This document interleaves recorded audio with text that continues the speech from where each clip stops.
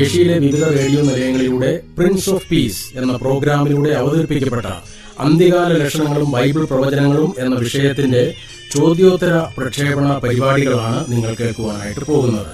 ഈ പ്രോഗ്രാം നിങ്ങൾ കേൾക്കുന്നത് www.divinevoiceofchrist.org/internet radio എന്ന ഇന്റർനെറ്റ് റേഡിയോ മാധ്യമത്തിലൂടെയാണ്. ഈ പ്രോഗ്രാം നിങ്ങൾക്ക് അനുഗ്രഹമായി തീരും എന്ന് ഞങ്ങൾ പൂർണ്ണമായിട്ടും വിശ്വസിക്കുന്നു. തുടർന്ന് ഈ പരിപാടിയിലേക്ക് നിങ്ങളെ സ്വാഗതം ചെയ്യുന്നു. ഞങ്ങളുടെ നമ്പറുകൾ ദയവായി ശ്രദ്ധിക്കുക. 9494141499 9495446029.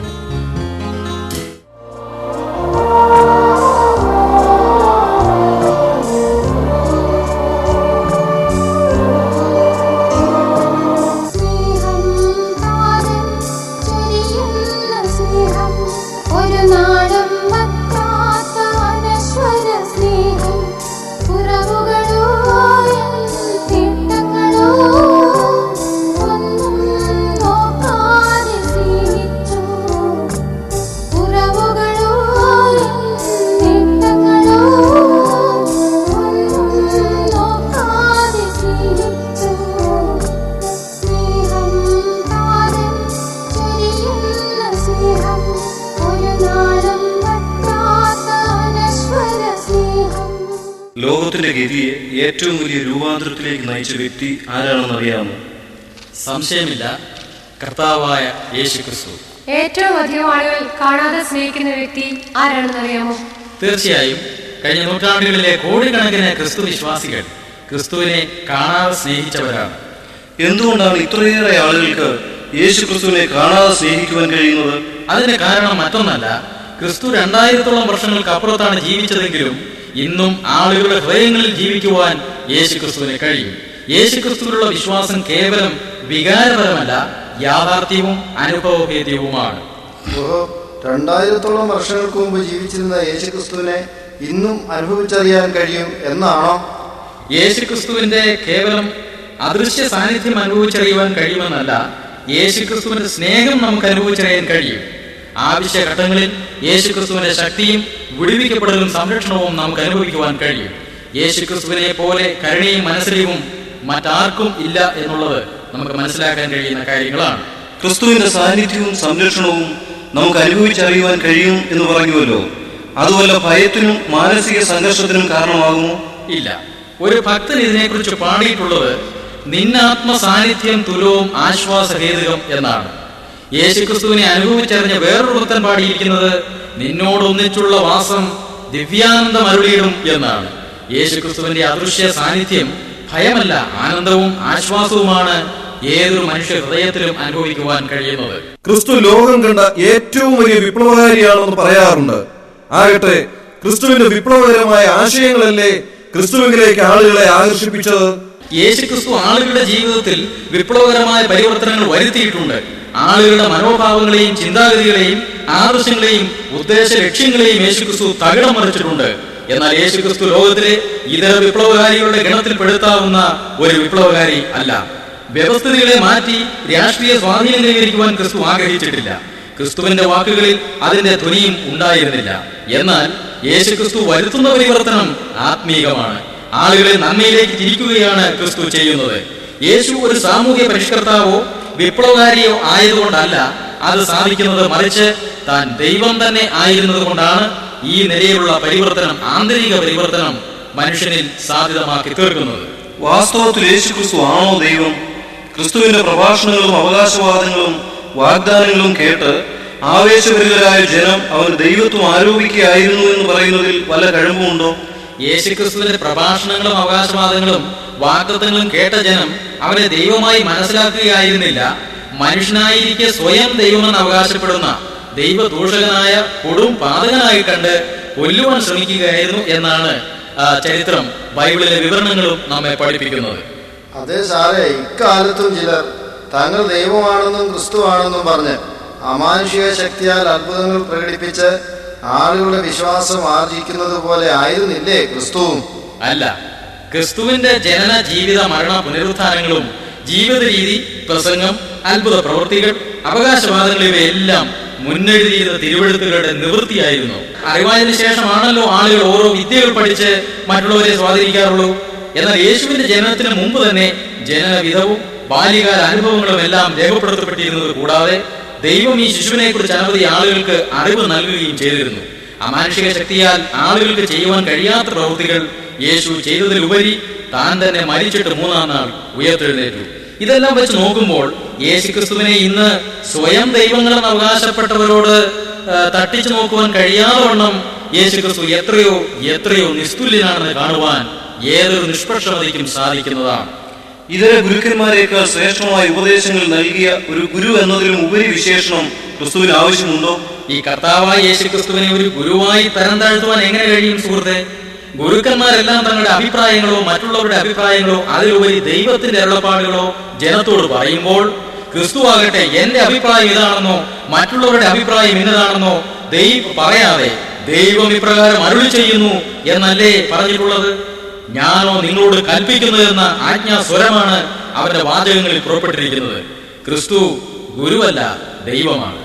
ക്രിസ്തു സകല പ്രപഞ്ചത്തെ സൃഷ്ടിച്ച സൃഷ്ടാവും സകലത്തെ നിയന്ത്രിക്കുന്ന സർവശക്തനുമാണ്. അവന്റെ ശക്തി ലോകത്തിലെ സകല അണുശക്തിയേക്കാൾ എത്രയോ എത്രയോ വലുതാണ്. അവന്റെ ജ്ഞാനം ലോകത്തിലെ സകല കമ്പ്യൂട്ടറുകളേക്കാൾ എത്രയോ എത്രയോ മടങ്ങാണ്. അവന്റെ സാന്നിധ്യം പ്രപഞ്ചത്തിലെ എല്ലാ താരാപഥങ്ങളിലും അപ്പുറം എത്രയോ എത്രയോ വിശാലമാണ്. ഇത് നാം മനസ്സിലാക്കേണ്ടത് തന്നെയാണ്. മനുഷ്യനായ ക്രിസ്തുവിൽ ഈ ശക്തിയും ജ്ഞാനവും എല്ലാം ദർശിക്കുവാൻ കഴിയുമോ? മനുഷ്യനായിരുന്ന യേശുക്രിസ്തു എന്ന് പറയുന്നതിനും ശരി, മനുഷ്യനായി തീർന്ന യേശുക്രിസ്തു എന്നാണ്. യേശുക്രിസ്തുവിന്റെ മനുഷ്യത്വത്തിൽ അവന്റെ ദൈവത്വം വളരെ മറയപ്പെട്ടിരിക്കുകയായിരുന്നു എന്നുള്ളത് ശരിയാണ്. എന്നാൽ അവനെ ക്ഷീണമുള്ളവനായി പടകിൽ തലയണ വെച്ച് ഉറങ്ങുന്നവനായി കാണുന്നതിന്റെ അടുത്ത വാക്യത്തിൽ എഴുന്നേറ്റ് കാറ്റിനെയും കടലിനെയും ശാസിച്ചമർത്തുന്നവനായിട്ടാണ് കാണുന്നത്. ലാസറിന്റെ കല്ലറവാതിൽ കണ്ണീർ വാർക്കുന്ന യേശു ലാസറെ പുറത്തു വരിക എന്ന് പറഞ്ഞ മാത്രയിൽ മരിച്ച് 4 നാളായ ലാസർ ജീവൻ പ്രാപിച്ച് പുറത്തു വരുന്നു. ഇതിൽ നിന്നെല്ലാം ദൈവം മനുഷ്യ ശരീരത്തിൽ നമ്മോടുകൂടെ വസിച്ചതാണ് ചരിത്രത്തിലെ യേശുക്രിസ്തു എന്ന് മനസ്സിലാക്കുവാൻ കഴിയുകയില്ലേ?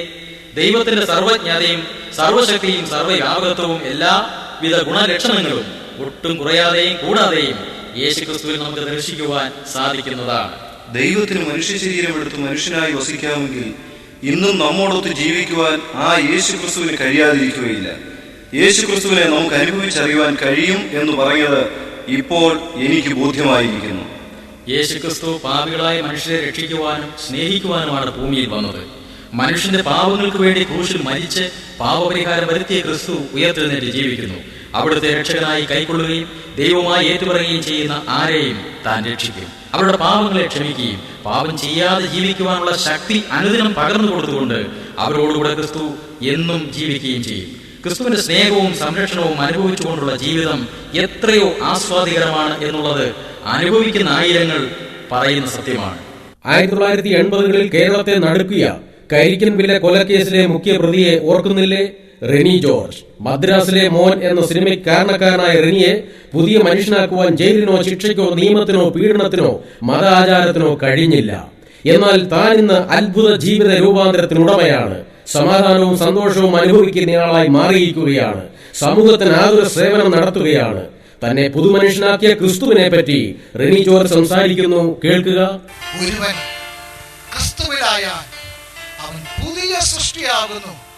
പഴയതെല്ലാം കഴിഞ്ഞുപോയി, സകലതും പുതിയതാകുന്നു എന്ന ദൈവവചനം എന്റെ ജീവിതത്തിൽ അന്വർത്ഥമായി തീർന്നു. ദൈവവചനം മാത്രമാണ് ഈ ലോകത്തിൽ യാഥാർത്ഥ്യമായിട്ടുള്ളത്.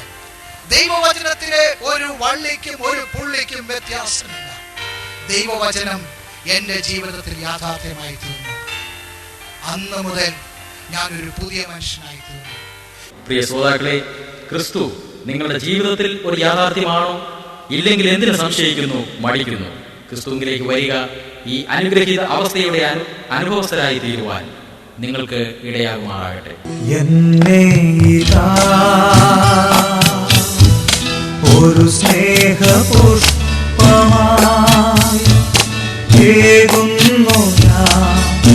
യേശുനാഥ, കൈക്കൊള്ളുകേ സ്നേഹനാഥ.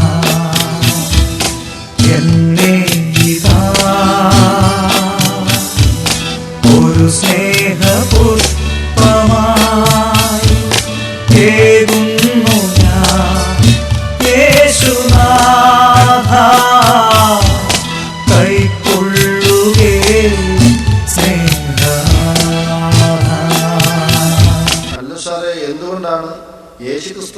മാർഗത്തിന് മാത്രം സുവിശേഷം എന്ന് പേരുള്ളത് മറ്റൊന്നും സുവിശേഷം അഥവാ നല്ല വാർത്തയല്ലേ?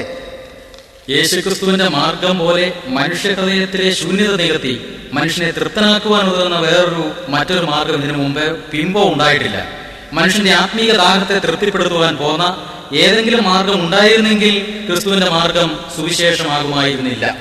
യാതൊരു പുസ്തകങ്ങൾ എഴുതുകയോ ഏതെങ്കിലും സ്ഥാപനങ്ങൾ ഉണ്ടാക്കുകയോ സമൂഹത്തിലെ വലിയ ആളുകളെ സ്വാധീനിക്കുകയോ ചെയ്യാത്ത ക്രിസ്തുവിന്റെ മാർഗം ക്രിസ്തുവിന്റെ മരണശേഷം വെറും സാധാരണക്കാരായ കുറെ മുക്കുവന്മാരെ കൊണ്ട് ലോകത്തിൽ പരത്തുകയും ലോകമുഖച്ഛായതിനെ മാറ്റത്തക്കവണ്ണം അത് ലോകത്തിൽ വേരുറപ്പിക്കുകയും ചെയ്തത് എനിക്ക് അത്ഭുതമായി തോന്നുന്നു. എന്തുകൊണ്ടാണ് ക്രിസ്തു മാർഗത്തിന് ഇത്ര സ്വാഗതം ലോകത്തിൽ ഉണ്ടായത്? ക്രിസ്തുവിന്റെ വരവിന് അഥവാ സുവിശേഷത്തിനായി രണ്ട് വിധത്തിലുള്ള ഒരുക്കം ലോക ചരിത്രത്തിൽ ഉണ്ടായിരുന്നു. യഹൂദ മതത്തിലൂടെ ദൈവം യഹൂദന്മാരെ ക്രിസ്തുവിന്റെ വരവിനായി ഒരുക്കിയതാണ് ഒന്നാമത്തേത്. ബൈബിളിലെ ഉൽപ്പത്തി മുതൽ മലാക്കിയുടെ പ്രവചന പുസ്തകം വരെയുള്ള പഴയ നിയമ പുസ്തകങ്ങളിലെല്ലാം രക്ഷിതാവായ ക്രിസ്തുവിനെ കുറിച്ചുള്ള പ്രവചനങ്ങൾ ഉള്ളതുകൊണ്ട് ആ വാഗ്ദത്ത മശീഹയുടെ വരവിനായി യഹൂദ മതം കാത്തിരിക്കുകയായിരുന്നു. ക്രിസ്തുവിനെ മനസ്സിലാക്കുവാൻ കഴിയാതെ പോയതുകൊണ്ട് ഒരു കൂട്ടം അവനെ കൊല്ലുവാൻ കൂട്ടുനിന്നെങ്കിലും ഉയർത്തെഴുന്നേറ്റ യേശുക്രിസ്തു തന്നെയാണ് വാഗ്ദത്ത മശീഹ എന്ന് അപ്പോസ്തലന്മാരുടെ പ്രസംഗത്തിലൂടെ മനസ്സിലാക്കിയ യഹൂദന്മാർക്ക് ക്രിസ്തുവിനെ വേഗം കൈക്കൊള്ളുവാനായിട്ട് കഴിഞ്ഞു. രണ്ടാമതായി, യഹൂദേതര ജാതികളും സുവിശേഷത്തെ സ്വാഗതം ചെയ്യുന്ന ഒരു കാലഘട്ടത്തിലായിരുന്നു യേശുക്രിസ്തുവിന്റെ ജനനം. യഹൂദന്മാരല്ലാത്ത ജാതികൾക്ക് ക്രിസ്തുവിന്റെ വരവിനെ കുറിച്ച് അറിവുണ്ടായിരുന്നു. സുവിശേഷത്തിന്റെ ആവിർഭാവത്തെ കുറിച്ച് ദൈവ വെളിപ്പാടുകളിലൂടെ അറിവ് ലഭിച്ചിരുന്ന യഹൂദ ജാതിയെ ലോകത്തിലെ ഇതര ജാതികളുടെ മധ്യത്തിലേക്ക് ചിതറിക്കുവാൻ ദൈവം ഇടയാക്കിയത് ഈ ദൈവിക വെളിപ്പാടുകൾ അവർക്കു കൂടെ ലഭിക്കുവാൻ മുഖാന്തരമായി ഭവിച്ചു. ഇസ്രായേൽ ജനം ബാബിലോണിലും മറ്റ് അടിമകളായി പാർത്ത സമയം ചില പ്രവാചകന്മാരെ ആ രാജ്യത്തിലേക്ക് അയച്ച് ദൈവിക വെളിപ്പാടുകൾ അവരിലൂടെ ദൈവം ആ രാജ്യങ്ങളെ അറിയിക്കുകയും ചെയ്തിട്ടുണ്ട്. അതുകൊണ്ടെല്ലാം യഹൂദന്മാരോട് ബന്ധപ്പെട്ടിരുന്ന മറ്റ് ജാതികൾക്കും മശീഹയുടെ ആഗമനത്തെക്കുറിച്ച് അറിയുവാനും ഒരുങ്ങുവാനും ഇടയായി എന്നുള്ളത് ഒരു യാഥാർത്ഥ്യം മാത്രമാണ്. യഹൂദന്മാരോട് സമ്പർക്കം ഇല്ലാതിരുന്ന മറ്റു ജാതികൾക്ക് സുവിശേഷത്തെ സ്വാഗതം ചെയ്യുവാൻ എങ്ങനെ കഴിയും? ആഡംബരവും ഭൗതിക ഉയർച്ചയും ആത്മീയ തൃപ്തി നൽകാതിരുന്ന പൗരസ്ത്യ ശക്തികളും ബാബിലോണിനും പേർഷ്യയ്ക്കും ആത്മീയ സംതൃപ്തി വാഗ്ദാനം ചെയ്യുന്ന ക്രിസ്തുവിന്റെ സുവിശേഷത്തെ സ്വാഗതം ചെയ്യുവാൻ വേഗം കഴിഞ്ഞു. അത്യുന്നതമായ സംസ്കാരവും അഗാധമായ ജ്ഞാനവും മനുഷ്യന്റെ ആത്മീയ ആവശ്യങ്ങളെ പരിഹരിക്കുന്നതിൽ പരാജയമടയുകയായിരുന്നുവെന്ന് മനസ്സിലാക്കിയ പാശ്ചാത്യ ശക്തിയായ ഗ്രീസും സുവിശേഷം അംഗീകരിക്കുവാൻ പാകമായിരിക്കുകയായിരുന്നു. അതുപോലെ കരുത്തുറ്റ ഭരണത്തിനും മനുഷ്യ ഹൃദയ സമാധാനമേകുവാൻ കഴിയാതിരുന്നതിനാൽ റോമ സാമ്രാജ്യത്തിലുള്ളവർക്കും ക്രിസ്തുമാർഗം സുവിശേഷം അഥവാ നല്ല വിശേഷമായിരുന്നു. അതുപോലെ യവന സംസ്കാരം പുതിയ നിയമ ഗ്രന്ഥങ്ങൾ എഴുതുന്നതിനും വേഗം പ്രചരിക്കുന്നതിനും ഒരു ലോകവ്യാപക ഭാഷ നൽകിയതും റോമൻ ഭരണം സുവിശേഷവുമായി ലോകമെങ്ങും എത്തിച്ചേരുവാൻ രാജവീതിയിൽ ഒരുക്കിയതും ക്രിസ്തുമാർഗത്തിന്റെ വ്യാപ്തിക്ക് സഹായകരമായിട്ട് ഭവിക്കുകയായിരുന്നു. ഞാൻ ചിന്തിക്കുന്നതേ, യഹൂദമതത്തെയും മതാചാരങ്ങളെയും പുരോഹിതന്മാരെയുമെല്ലാം അതിവിശുദ്ധവും പരിപാവനവുമായി കരുതിയിരുന്ന യഹൂദന്മാർക്ക് എങ്ങനെയാണ് പുതിയൊരു വ്യവസ്ഥിതിയെ സ്വാഗതം ചെയ്യാൻ കഴിഞ്ഞത് എന്നാണ്. ശലോമോൻ പണിയെടുപ്പിച്ച ദേവാലയം നശിപ്പിക്കപ്പെട്ടു. യഹൂദന്മാർ അടിമകളായി തീരുകയും ചെയ്തതോടെ അവരുടെ ആരാധനാ രീതികൾക്കും മനോഭാവത്തിനും സാരമായ അന്തരം സംഭവിച്ചിരുന്നു. ദേവാലയത്തിൽ മാത്രം ആരാധനയ്ക്ക് കൂടി വന്നിരുന്ന യഹൂദന്മാർ സംഘാലയങ്ങൾ ഉണ്ടാക്കി. ബാബേൽ പ്രവാസകാലത്ത് തുടങ്ങിവെച്ച ഈ സംഘാലയ അഥവാ സിനഗോഗ് ശുശ്രൂഷ രീതി പാലസ്തീനിലെങ്ങും അന്നും വ്യാപിച്ചിരുന്നു. ദേവാലയ നാശവും പ്രവാസവും മൂലം മാനസാന്തരമുണ്ടായ യഹൂദന്മാരുടെ മധ്യേ പരീശന്മാർ, ശാസ്ത്രിമാർ, ഇസീന്യർ തുടങ്ങിയ ഭക്തി പ്രസ്ഥാനങ്ങൾ ഉണ്ടായി. പക്ഷേ ഈ ഭക്തി പ്രസ്ഥാനങ്ങളെല്ലാം മനുഷ്യനെ മതാന്തതയിലേക്കും മതഭ്രാന്തിയിലേക്കും നയിച്ചതേയുള്ളൂ. മനുഷ്യനെ ആത്മീയരാക്കുവാനും ആത്മീക തൃപ്തരാക്കുവാനും അവർക്കൊന്നും കഴിഞ്ഞിരുന്നില്ല എന്നുള്ളത് യാഥാർത്ഥ്യം മാത്രമാണ്. ഈ ഭക്തി പ്രസ്ഥാനങ്ങളെല്ലാം മനുഷ്യനെ യഥാർത്ഥ ഭക്തിയിലേക്ക് നയിക്കുന്ന ഒരു മാർഗത്തിലേക്ക് ജനശ്രദ്ധ തിരിച്ചുവിട്ടു.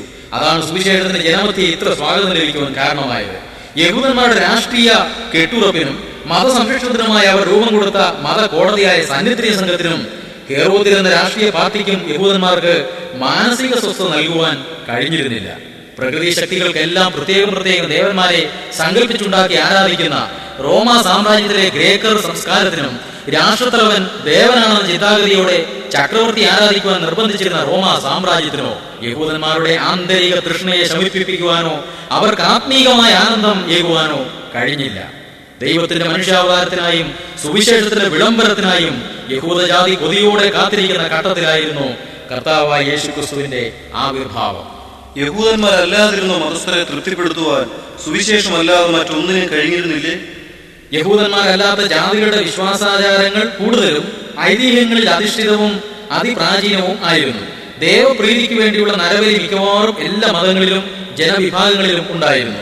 നിറത്തിന്റെയും കുലത്തിന്റെയും പേരിൽ സാരമായ അന്തരവും അവർ തമ്മിൽ ഉണ്ടായിരുന്നു. അടിമ കച്ചവടം മിക്ക രാജ്യങ്ങളിലും നിലവിലിരുന്നു എന്നുള്ളതും ആ കാലത്തിന്റെ പ്രത്യേകതയായിരുന്നു. യഹൂദന്മാർ ഉൾപ്പെടെ മിക്കവാറും ജാതികൾ സ്ത്രീകൾക്ക് സമൂഹത്തിൽ ഒരു സ്ഥാനവും നൽകിയിരുന്നില്ല. കുടുംബജീവിതത്തിന് പരിപാലനത്വം ഇല്ലാതെ അസന്മാർഗികത്വം അഴിഞ്ഞാടിയിരുന്ന കാലത്ത് ഇതിനെല്ലാം വിരുദ്ധമായ പരിശുദ്ധമായ സുവിശേഷം ജനഹൃദയങ്ങളിലേക്ക് വലിയ ഹരവും ആഘോഷവുമായി തീർന്നു എന്നുള്ളതിൽ അത്ഭുതപ്പെടേണ്ടതായിരിക്കുന്ന കാര്യം ഏറെ ഇല്ല. ക്രിസ്തുവിന് മുമ്പുണ്ടായിരുന്ന ഗ്രീക്ക് തത്വജ്ഞാനികൾക്ക് എന്തുകൊണ്ടാണ് ജനത്തെ സ്വാധീനിക്കാൻ കഴിയാതെ പോയത്? BC 4-ാം നൂറ്റാണ്ടിലെ പ്രസിദ്ധ തത്വജ്ഞാനിയായ പ്ലേറ്റോ അഭൗതികമായ ഒരു ലോകമുണ്ടെന്ന് പഠിപ്പിച്ചു. ധ്യാനം, വിചിന്തനം, സന്യാസം തുടങ്ങിയവയാണ് ജ്ഞാനം നേടി ഭൗതിക ലോകത്തിൽ നിന്ന് സ്വാതന്ത്ര്യം പ്രാപിക്കുവാൻ പ്ലേറ്റോ നിർദ്ദേശിച്ചിരുന്നത്. പ്ലേറ്റോ കാട്ടിത്തന്ന മാർഗങ്ങൾ വിപുലങ്ങളായി തീർന്നതിനാൽ നിരാശരായിരുന്ന ജനത്തിന് ക്രിസ്തുവിന്റെ സുവിശേഷം ആകർഷകമായി. നോസ്റ്റിസിസവും ഭാഗികമായി ആധ്യാത്മിക കാര്യങ്ങൾ സ്പർശിച്ചതുകൊണ്ട് ആളുകളെ ക്രിസ്തുവിനോട് അടുപ്പിക്കുവാൻ അതെല്ലാം സഹായകരമായി തീർന്നു. എപ്പിക്കൂരിയ, സ്റ്റോയിക്കർ, സിനിക്കുകൾ തുടങ്ങിയ ആളുകളെ ഭൗതികവാദത്തിലേക്കും നിരീശ്വരവാദത്തിലേക്കും അസന്മാർഗത്തിലേക്കും നയിച്ച് മനുഷ്യനെ അഭക്തിയിൽ നിർത്തുവാൻ ശ്രമിച്ചു. ഇതൊന്നും മനുഷ്യന്റെ ആധ്യാത്മിക ദാഹത്തിന് ശമനം നൽകുന്നതായിരുന്നില്ല. ക്രിസ്തുവിന്റെ മുമ്പിൽ എല്ലാ തത്വജ്ഞാനികളും മുട്ടുമടക്കുകയുള്ളൂ. കാരണം ലോകത്തിലെ എല്ലാ തരത്തിലും പെട്ടവരെ ആത്മീയ തൃപ്തിയുള്ളവരും ലക്ഷ്യബോധമുള്ളവരും നന്മ ചെയ്യുന്നവരുമാക്കി തീർക്കുവാൻ ക്രിസ്തുമാർഗത്തിന് കഴിഞ്ഞു. ക്രിസ്തുവിൽ വിശ്വസിക്കുന്നവർ ആത്മീക തൃപ്തരായി തീരുന്നത് കൊണ്ടാണ് അവർ മറ്റുള്ളവർക്ക് വേണ്ടി വിദ്യാഭ്യാസ അതുല സ്ഥാപനങ്ങൾ ലോകമെന്നും സ്ഥാപിച്ചത്.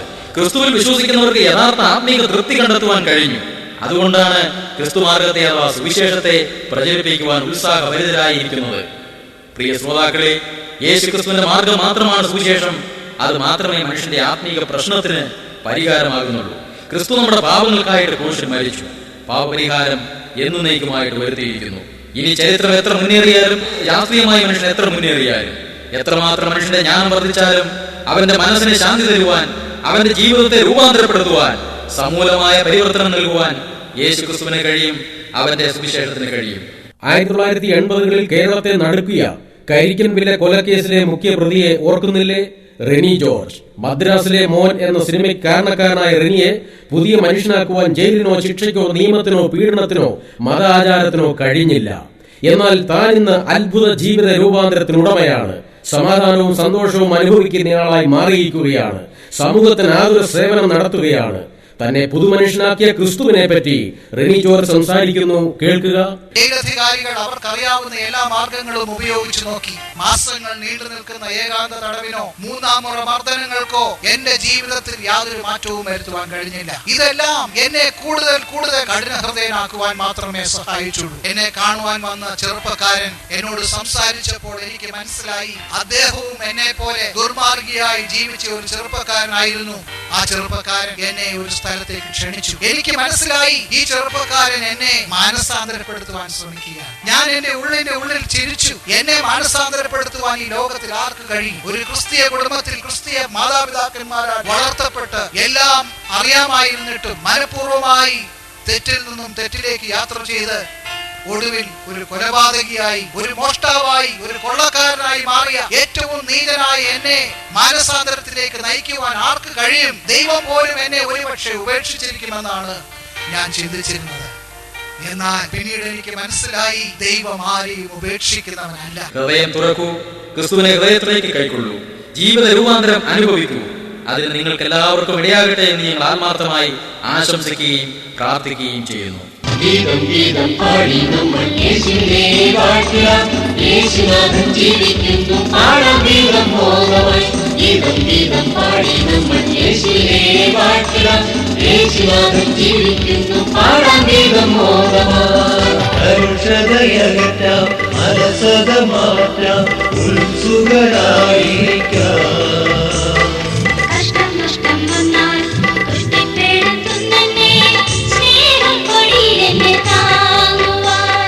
കരുഷതയകറ്റാം, അലസത മാറ്റാം, ഉത്സുകരായിരിക്കാം. കഷ്ടം നഷ്ടം വന്നാൽ തട്ടിപ്പെടുത്തും നമ്മെ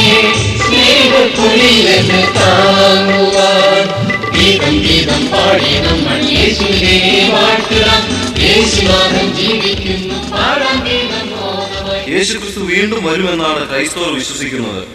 ജനിച്ച് ജീവിച്ചു മരിച്ച ഒരാൾക്ക് വീണ്ടും വരുവാൻ കഴിയുമോ? ക്രിസ്തു കേവലം ജനിച്ച് ജീവിച്ച് മരിച്ചവൻ മാത്രമല്ല, ഉയർത്തുന്നേറ്റവൻ കൂടെയാണ്. അതുകൊണ്ട് താൻ പറഞ്ഞതുപോലെ ക്രിസ്തു വീണ്ടും വരും.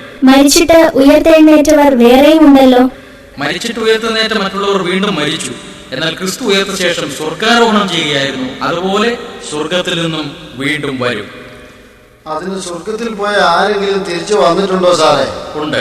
മോശയും ഏലിയാവും തിരിച്ചു വന്ന് ക്രിസ്തുവിനോടുകൂടെ സംസാരിക്കുന്നതായി ശിഷ്യന്മാരായ യാക്കോബും യോഹന്നാനും പത്രോസും കാണുകയുണ്ടായി എന്ന് രേഖപ്പെടുത്തിയിട്ടുണ്ട്. ക്രിസ്തു വരുമെന്ന് പറഞ്ഞിട്ട് 2000 വർഷങ്ങളായില്ലേ? ഇതാ ഞാൻ വേഗം വരുന്നു എന്ന് ക്രിസ്തു പറഞ്ഞതായിട്ടല്ലേ നാം പ്രസംഗിക്കുന്നത്? ഇത്രയും താമസിച്ചതുകൊണ്ട് ഇനിയും വരും എന്ന് വിശ്വസിച്ച് കാത്തിരുന്നത് ബുദ്ധിയാണോ? ക്രിസ്തു ഒന്നാമത് വരുമെന്ന് പ്രവചനം നൽകിയ ശേഷം 4000 വർഷങ്ങളിലധികം കഴിഞ്ഞാണ് വന്നത്. രണ്ടാമത് വരുമെന്ന് പറഞ്ഞിട്ടും 2000 വർഷങ്ങളിലേ ആയിട്ടുള്ളൂ. ഒന്നാം വരവിന്റെ താമസം വെച്ച് നോക്കിയാൽ ക്രിസ്തു താമസിച്ചിട്ടില്ലെന്നുള്ളതാണ് സത്യം. ഒന്നാം വരവ് സത്യമായിരുന്നെങ്കിൽ രണ്ടാം വരവ് സത്യമാകും. കാരണം ഒന്നാം വരവിനോട് ബന്ധപ്പെട്ട് 300-ലധികം പ്രവചനങ്ങളാണ് ഉണ്ടായിരുന്നത്.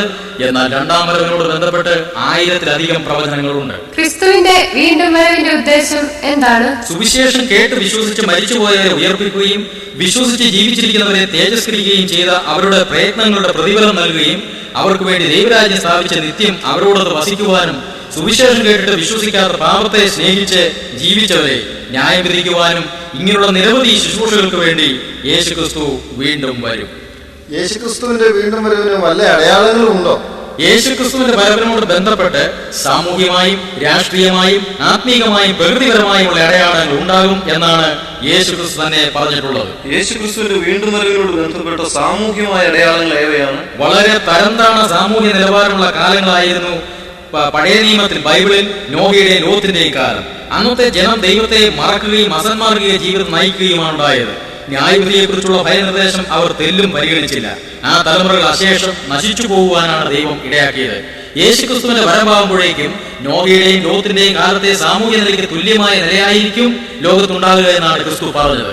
എത്രയോ സഹസ്രാബ്ദങ്ങൾക്ക് അപ്പുറത്ത് ജീവിച്ചിരുന്നവരാണ് അവർ. ആ കാലത്തെ സാമൂഹ്യ നിലവാരമായിരിക്കും ഭാവിയിൽ ഉണ്ടാകുക എന്ന് പറഞ്ഞാൽ ഏത് മണ്ടനത് വിശ്വസിക്കും? എന്നാൽ സത്യമല്ലേ? മനുഷ്യൻ ശാസ്ത്രീയതയും പരിഷ്കാരിയും സംസ്കാരിയും ഒക്കെ ആണെന്ന് അവകാശപ്പെടുന്നുണ്ടെങ്കിലും ധാർമ്മികമായ അനുദിനം അകപ്പെച്ചുകൊണ്ടിരിക്കുന്നവനല്ലേ? ശാസ്ത്രീയ നേട്ടങ്ങളുടെ മേൽ ശൂന്യാകാശ യാത്ര നടത്തുന്ന മനുഷ്യൻ ദൈവിക പ്രമാണങ്ങളെ കാറ്റിൽ പറത്തുകയല്ലേ? നോഹയുടെ കാലത്തെ പോലെ തന്നെ ഭൗതികവാദം പ്രബലപ്പെട്ടിരിക്കുന്ന കാലമാണിത്. പണസമ്പാദനത്തിന് ഇന്ന് മനുഷ്യന് യാതൊരു തത്വദർശിയുമില്ല. മറ്റുള്ളവരെ പണത്തിനു വേണ്ടി ചൂഷണം ചെയ്യുവാനും കവർച്ച ചെയ്യുവാനും വേണ്ടി വന്നാൽ കൊല്ലുവാനും മനുഷ്യന് മടിയില്ല. നിയമങ്ങൾക്കോ ശിക്ഷകൾക്കോ ഉപദേശങ്ങൾക്കോ നന്നാക്കാൻ പാടില്ലാത്ത വിധം മനുഷ്യൻ ആപാലവൃത്തം വഷളന്മാരായി തീർന്നിരിക്കുകയാണ്. വിദ്യാഭ്യാസവും സംസ്കാരവും പരിഷ്കാരവും വർദ്ധിക്കുമ്പോൾ മനുഷ്യൻ നല്ലവനാകും എന്നാണ് കരുതേണ്ടിയിരുന്നത്. എന്നാൽ സംഭവിച്ചത് മറിച്ചാണ്. 2000 വർഷങ്ങൾക്ക് മുമ്പ് ക്രിസ്തു പറഞ്ഞത് എത്രയും സത്യമായിരിക്കുന്നു എന്നുള്ളത് നാം ഓർത്തിരിക്കേണ്ട കാര്യങ്ങൾ തന്നെയാണ്. ആധ്യാത്മിക ഗോളത്തിലെ അടയാളങ്ങൾ കേൾക്കട്ടെ. ആധ്യാത്മിക ഗോളത്തെ രണ്ടായി തിരിക്കാം. 1 ലോകത്തിലെ മതങ്ങളോട് ബന്ധപ്പെട്ട ജാതികൾ, 2 ക്രിസ്തീയ ഗോളം. അന്ത്യകാലത്ത് ജാതി ജാതിയോടും രാജ്യം രാജ്യത്തോടും എതിർക്കും എന്നാണ് ബൈബിൾ പറയുന്നത്. വർഗീയ കലാപങ്ങളും ജാതിയുടെയും മതത്തിന്റെയും പേരിൽ വർദ്ധിച്ചു വരുന്ന രഹകളും ഈ സത്യത്തിന്റെ നിറവേറിലേക്കാണ് വിരൽ ചൂണ്ടുന്നത്. വളരെ ശ്രേഷ്ഠമായ ഉപദേശങ്ങളിൽ അധിഷ്ഠിതമാണ് എല്ലാ മതങ്ങളും. എങ്കിലും ഉപദേശങ്ങൾക്കനുസരിച്ച് ആർക്കും ജീവിക്കുവാൻ സാധിക്കാതെ ഉപദേശവിരുദ്ധമായി അന്യോന്യം മല്ലടിക്കുന്ന അക്രമാസക്തി മതഗോളത്തിൽ ഇന്നും വർദ്ധിച്ചുകൊണ്ടിരിക്കുകയാണ്. ക്രിസ്തുവിന്റെ വരവെടുക്കുമ്പോഴേക്കും ക്രിസ്ത്യാനികളും പ്രധാനമായി 2 വിഭാഗമായി തീരുമെന്ന് ബൈബിൾ സൂചിപ്പിക്കുന്നുണ്ട്. അതായത് ക്രൈസ്തവ വിശ്വാസത്തെയും പവിത്രതയും പരിത്യജിച്ച് ഇതര മതങ്ങൾക്ക് തുല്യം കർമ്മമാർഗത്തിൽ അധിഷ്ഠിതമായ വിശ്വാസ ത്യാഗിനിയായ നാമധേയ സഭ പ്രബലപ്പെടുവാൻ ഇടയാകും. അനേകം കള്ളപ്രവാചകന്മാരും ദുർപദേശകന്മാരും അതിന് ചുക്കാൻ പിടിക്കും. സത്യസഭയെ ഒരു മണവാട്ടി എന്ന് വിശേഷിപ്പിക്കുമ്പോൾ ഈ വിശ്വാസ ത്യാഗിനിയായ സഭയെ മഹാവേശി എന്നാണ് വെളിപ്പാട് പുസ്തകത്തിൽ വിശേഷിപ്പിക്കുന്നത്. വെളിപ്പാട് പുസ്തകം 17-18 അധ്യായങ്ങൾ ആ മഹാവേശിയായ സഭയെക്കുറിച്ചുള്ള വിശദീകരണങ്ങൾ നമുക്ക് കാണുവാനായിട്ട് കഴിയും. എന്നാൽ സത്യവിശ്വാസികൾ സകല ശക്തിയോടും കൂടെ ലോകത്തിൽ നിന്നുള്ള കഷ്ടങ്ങളും എല്ലാ ഉപദ്രവങ്ങളും സഹിച്ച് സുവിശേഷം അറിയിക്കുമെന്നാണ് തിരുവെഴുത്ത് വളരെ വ്യക്തമായി പഠിപ്പിക്കുന്നത്. 19-ാം നൂറ്റാണ്ട് വരെ നടന്ന സുവിശേഷീകരണ പ്രവർത്തനങ്ങളെക്കാൾ അധികമാണ് 20-ാം നൂറ്റാണ്ടിൽ മാത്രം നടന്നിട്ടുള്ളത്. 2000-ഓളം ഭാഷകളിലാണ് ബൈബിൾ ഇന്നും സുലഭമായിട്ടുള്ളത്. പരസ്യ പ്രസംഗത്തിലൂടെയും സാഹിത്യത്തിലൂടെയും റേഡിയോ ടെലിവിഷൻ തുടങ്ങിയ മാധ്യമങ്ങളിലൂടെയും ലോകത്തിൽ എവിടെയും 24 മണിക്കൂറും പ്രചരണങ്ങൾ നടന്നു വരികയാണ്. ഇന്ന് മറ്റേതൊരു കാലത്തേക്കാളും ആളുകൾ മാനസാന്തരപ്പെട്ട ക്രിസ്തുവിലേക്ക് തിരിഞ്ഞുകൊണ്ടിരിക്കുകയാണ് എന്നുള്ളതും ഒരു യാഥാർത്ഥ്യമാണ്. ലോകാവസാന ക്രിസ്തുവിന്റെ വീണ്ടും വരവിന്റെ ലക്ഷണങ്ങളാണ് ഇതെല്ലാം. ഇനിയേ യേശുക്രിസ്തുവിന്റെ വരവിനോട് ബന്ധപ്പെട്ട രാഷ്ട്രീയ അടയാളങ്ങൾ ഏതൊക്കെയാണെന്ന് അറിഞ്ഞാൽ കൊള്ളാം. യേശുക്രിസ്തുവിന്റെ വരവിനോട് ബന്ധപ്പെട്ട രാഷ്ട്രീയ അടയാളങ്ങളെയും പ്രധാനമായി രണ്ടായി തിരിക്കാം. ഒന്ന്, യേശുക്രിസ്തു ജനിച്ച് ജീവിച്ച് മരിച്ചു എത്ത ഇസ്രായേൽ രാഷ്ട്രത്തോട് ബന്ധപ്പെട്ടവയും, രണ്ട്, മറ്റ് രാഷ്ട്രങ്ങളോട് ബന്ധപ്പെട്ടവയും. സമാധാന സംസ്ഥാപനാർത്ഥം ലോകത്തിൽ വന്ന ക്രിസ്തുവിനെ ക്രൂശിച്ചു വന്ന ലോകം ശാശ്വത സമാധാനത്തിനായി ക്രിസ്തുവിനോട് മാപ്പ് പറയുകയും ക്രിസ്തുവിന്റെ പ്രായശ്ചിത്ത ബലിയിൽ വിശ്വസിച്ച് ആശ്രയിച്ച് ക്രിസ്തുവിനെ രക്ഷകനായി സ്വീകരിക്കുകയും ചെയ്യുകയാണ് ആവശ്യം. എന്നാൽ അതിന് തയ്യാറാകാത്ത വ്യവസ്ഥിതി കൊണ്ട് ലോകത്തെ നന്നാക്കുവാനാണ് മനുഷ്യൻ ശ്രമിക്കുന്നത്. എന്നാൽ ലോകത്തിലെ ഭരണ സംവിധാനങ്ങൾ കാലങ്ങൾ കഴിയുന്തോറും അഴിയുകയും തകരുകയും നിഷ്ഫലമാകുകയും ചെയ്യുമെന്നാണ് ബൈബിൾ പഠിപ്പിക്കുന്നത്.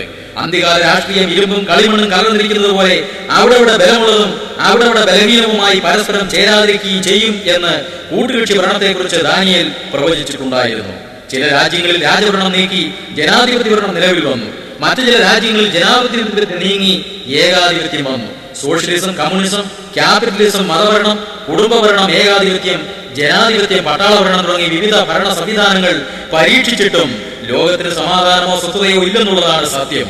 മനുഷ്യന്റെ ഭരണതന്ത്രജ്ഞത കൊണ്ട് യുദ്ധം, ക്ഷാമം എന്നിവ തുടച്ചു നീക്കുവാനോ വ്യക്തികളിൽ സമാധാനം നൽകുവാനോ കഴിഞ്ഞിട്ടില്ല എന്നുള്ളത് എത്രയോ ശരിയാണ്. ലോക സമാധാനത്തിനായി സംഘടനകളും സമ്മേളനങ്ങളും ഉടമ്പടികളും കരാറുകളും ഒപ്പുവയ്ക്കലുകളും അനുസ്യൂതം തുടരുന്നുണ്ടെങ്കിലും യുദ്ധങ്ങൾക്കും കലഹങ്ങൾക്കും ഉടമ്പടി ലംഘനങ്ങൾക്കും ഒരു കുറവും ഇല്ലല്ലോ.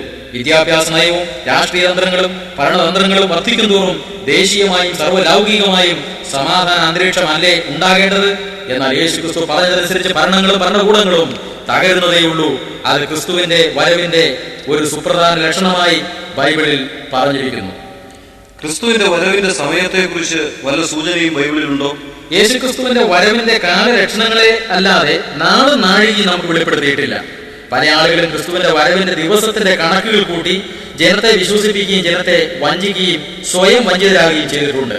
എന്നാൽ നിനയാത്ത സമയത്ത് കള്ളനെ പോലെ വരും എന്ന് ക്രിസ്തു പറഞ്ഞിരിക്കാൻ വരവിന്റെ ദിവസത്തിന്റെ കണക്ക് കൂട്ടുന്നത് ബുദ്ധിപരമോ ദൈവപ്രസാദകരമോ ആയിരിക്കുകയില്ല. ക്രിസ്തു എങ്ങനെയാണ് വരുന്നത്? ഗംഭീരനാദത്തോടെ, പ്രധാന ശബ്ദത്തോടെ, ദൈവത്തിന്റെ കാഹളത്തോടെ സ്വർഗത്തിൽ നിന്നും ഇറങ്ങി വരും. അപ്പോൾ എന്തൊക്കെ സംഭവങ്ങളാണ് ഉണ്ടാകുക? കേൾക്കുക. ക്രിസ്തുവിൽ വിശ്വസിച്ച് മരിച്ചവർ ശരീരത്തോടെ ഉയർത്തി നിൽക്കും. ക്രിസ്തുവിൽ വിശ്വസിച്ച് ജീവിച്ചിരിക്കുന്നവരുടെ ശരീരം തേജസ്കരിക്കപ്പെടും. ഒറ്റ നിമിഷം കൊണ്ട് അവർ ആകാശത്തിലേക്ക് എടുക്കപ്പെടുവാൻ ശക്തിയുള്ള ശരീരമാകിയാൽ അവർ ആകാശത്തിലെത്തി ക്രിസ്തുവിനെ എതിരേൽക്കും. ക്രിസ്തു വിശ്വാസികൾ പിന്നെ ക്രിസ്തുവിനെ പിരിയുകയില്ല. ആകാശത്തിലോ ഭൂമിയിലോ സ്വർഗത്തിലോ എവിടെയെല്ലാം യേശു ക്രിസ്തു പോകുന്നുവോ സഭയാകുന്ന തേജസ്കരിക്കപ്പെട്ട വിശുദ്ധന്മാർ ക്രിസ്തുവിനെ അനുഗമിക്കും. വിശ്വാസികളുടെ ഭൂമിയിലെ സേവനത്തിന്റെയും ജീവിതത്തിന്റെയും പ്രതിഫലങ്ങൾ ക്രിസ്തു അവർക്ക് നൽകും. ഭൂമിയുടെ ശാപം മാറ്റിയ ശേഷം 1000 വർഷത്തെ ദൈവരാജ്യം ഈ ഭൂമിയിൽ ക്രിസ്തു സ്ഥാപിച്ച് വിശുദ്ധന്മാരോടൊത്ത് ഇവിടെ വാഴും. 1000 വർഷങ്ങൾക്ക് ശേഷം സകല ദുഷ്ടന്മാരെയും ഉയർപ്പിച്ച് നിത്യനാശത്തിലേക്ക് തള്ളും. പുതിയ ആകാശഭൂമികൾ സൃഷ്ടിച്ച് ക്രിസ്തു വിശുദ്ധന്മാരോടൊത്ത് നിത്യകാലം വാഴും. കണ്ണുനീരില്ലാത്ത, ദുഃഖമില്ലാത്ത, മരണമില്ലാത്ത നിത്യരാജ്യം വിശുദ്ധന്മാർക്ക് സമ്മാനിക്കുവാനാണ് കർത്താവായ യേശു ക്രിസ്തു വീണ്ടും വരുന്നത്. പ്രിയ സ്നേഹിതരെ, നമുക്ക് വേണ്ടി ഭൂമിയിൽ വന്ന് ക്രൂശിൽ പ്രായശ്ചിത്ത മരണം വരിച്ച ക്രിസ്തുവിൽ വിശ്വസിക്കുന്ന ഏക കാരണത്താൽ നിത്യസ്വർഗം ലഭിക്കുവാൻ ദൈവം വഴിയൊരുക്കിയിരിക്കുകയാണ്. ഈ ലോകരാജാവായ, ലോക നേതാവായ, ജീവിതത്തിൽ പരിവർത്തനം തരുവാൻ കഴിയുന്ന ക്രിസ്തുവിനെ നിങ്ങളുടെ ഹൃദയത്തിലേക്ക് സ്വീകരിച്ച് ആത്മാർത്ഥമായി അവനായിട്ട് ജീവിതം സമർപ്പിക്കുക. നിങ്ങൾ ഇപ്രകാരം ഹൃദയത്തിൽ പ്രാർത്ഥിക്കുക. കർത്താവായ യേശുവേ, അങ്ങ് എനിക്ക് വേണ്ടി മരിച്ചു എന്ന് ഞാൻ വിശ്വസിക്കുന്നു. എന്റെ ഹൃദയത്തിന്റെ സമാധാനക്കേടിനെ മാറ്റി എനിക്ക് സ്വസ്ഥത നൽകണമേ. എന്റെ പാപങ്ങൾ ക്ഷമിക്കണമേ. ഇപ്പോൾ എന്റെ ജീവിതം അങ്ങേക്കായി ഞാൻ സമർപ്പിക്കുന്നു.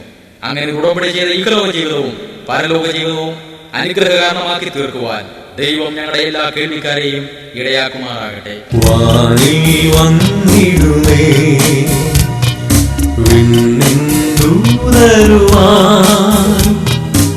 അടുത്ത ആഴ്ച ഇതേ സമയം ഇതേ ഇന്റർനെറ്റ് റേഡിയോയിൽ, അതായത് ഡിവൈൻ വോയിസ് ഓഫ് ക്രൈസ്റ്റ് .org/ഇന്റർനെറ്റ് റേഡിയോ എന്ന ഇന്റർനെറ്റ് റേഡിയോയിലൂടെ നിങ്ങൾക്ക് ശ്രദ്ധിക്കാവുന്നതാണ്.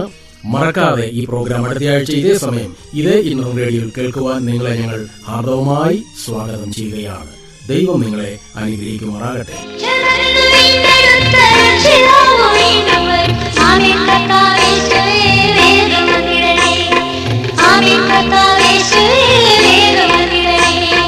മിന്നിൽ ചേർത്തിടും വരെ മണ്ണിൽ നിന്റെ സ്വന്തമാക്കി